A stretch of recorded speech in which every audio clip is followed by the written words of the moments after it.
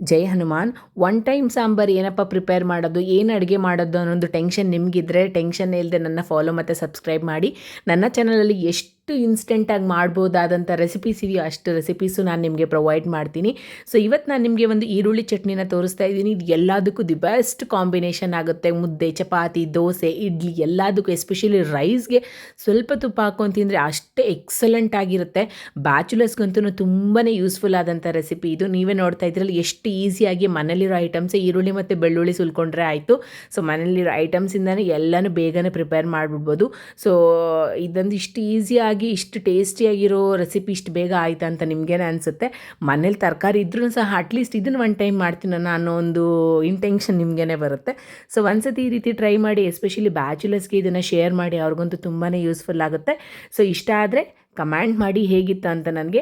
Thank you so much ಇಲ್ಲಿವರೆಗೂ video ನೋಡಿದ್ದಕ್ಕೆ. Next ವಿಡಿಯೋದಲ್ಲಿ